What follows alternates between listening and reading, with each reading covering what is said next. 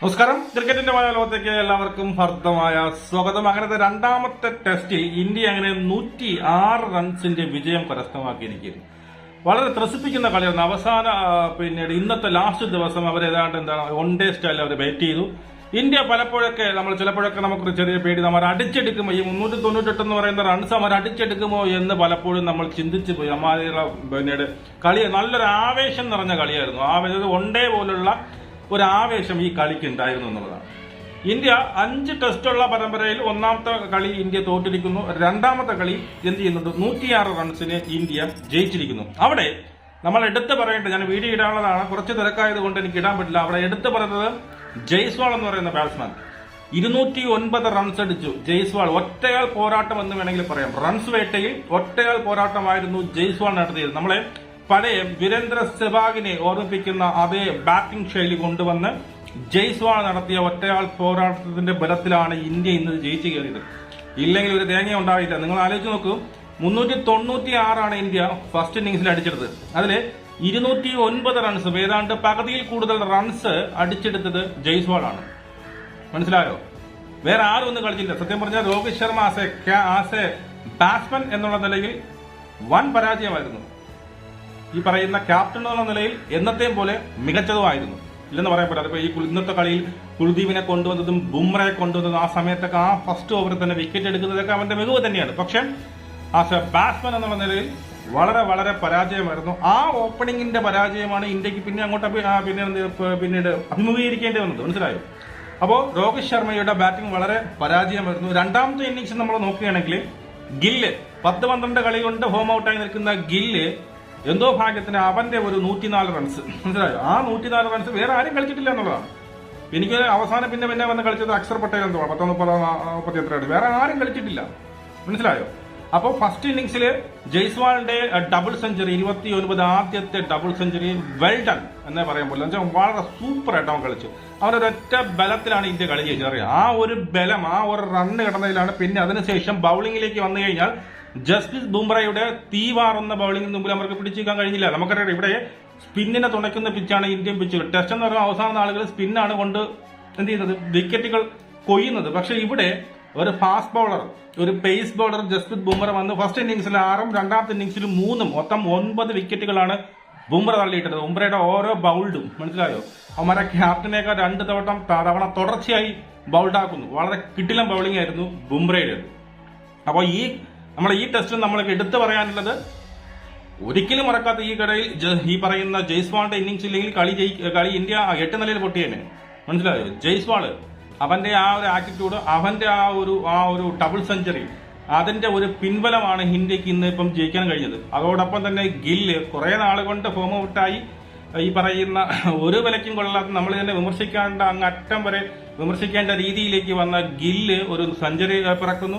അതിനോടൊപ്പം എന്ത് ചെയ്യുന്നുണ്ട്, നമ്മുടെ ജസ്പ്രീത് ബുംറയുടെ അപാരമായ തീ തുപ്പുന്ന ബൌളിംഗിന് മുമ്പിൽ ആർക്ക് പിടിച്ചിരിക്കാൻ കഴിഞ്ഞില്ല, ഇംഗ്ലണ്ടിന് പിടിച്ചിരിക്കാൻ കഴിഞ്ഞില്ല. ഇംഗ്ലണ്ട് ഫസ്റ്റ് ഇന്നിംഗ്സ് 253 റൺസ് അടിക്കുന്നു, രണ്ടാമത്തെ ഇന്നിംഗ്സ് 292 റൺസ് അടിക്കുന്നു. അപ്പൊ അങ്ങനെ നോക്കിക്കഴിഞ്ഞാൽ 106 റൺസിന്റെ വിജയം. അതായത് അതൊക്കെ ജയിക്കാൻ വേണ്ടിയിട്ട് 398 റൺസ് എന്ന് പറയുന്ന വിജയലക്ഷ്യമാണ് വേണ്ടിയിരുന്നത്. അതിൽ 290 റൺസ് അടിക്കുമ്പോൾ തന്നെ അവരുടെ 10 വിക്കറ്റും നഷ്ടമാകുന്നു എന്നുള്ളതാണ്. 2 കളിയിലും അവരുടെ എടുത്ത് പറയുകയാണെങ്കിൽ അവരുടെ 2 കളിയിലും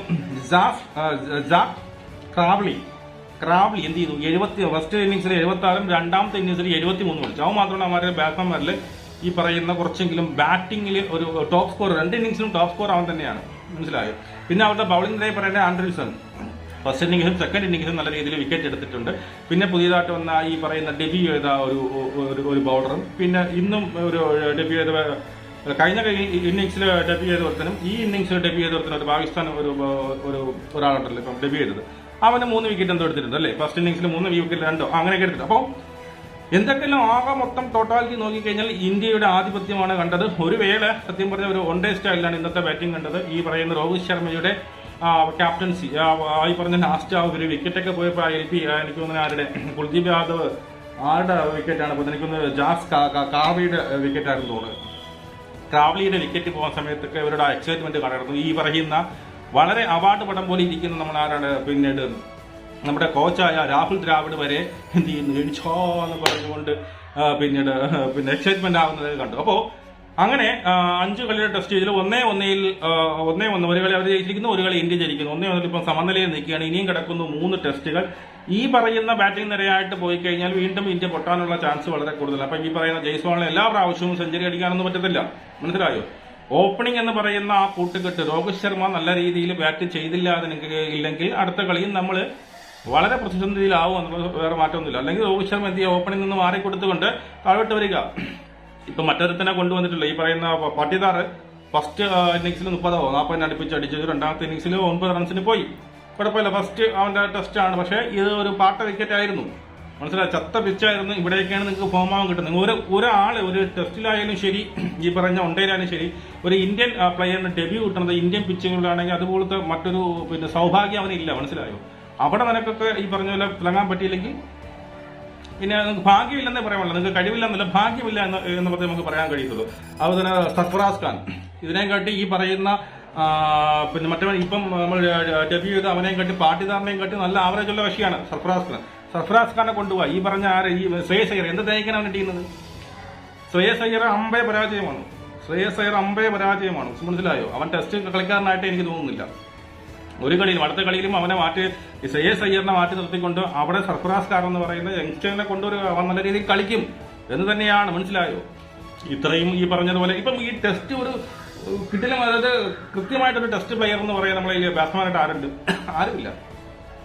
ഒറ്റ മനുഷ്യരായിട്ട് എനിക്ക് തോന്നുന്നില്ല. ടെസ്റ്റ് പ്ലെയർ എന്ന് പറയാൻ വേണ്ടിയിട്ട് ആരുമില്ല എന്നുള്ളതാണ്. പുജാരയൊക്കെ ഉണ്ടായിരുന്നപ്പോൾ നമുക്ക് അങ്ങനെയൊക്കെ പറയായിരുന്നു.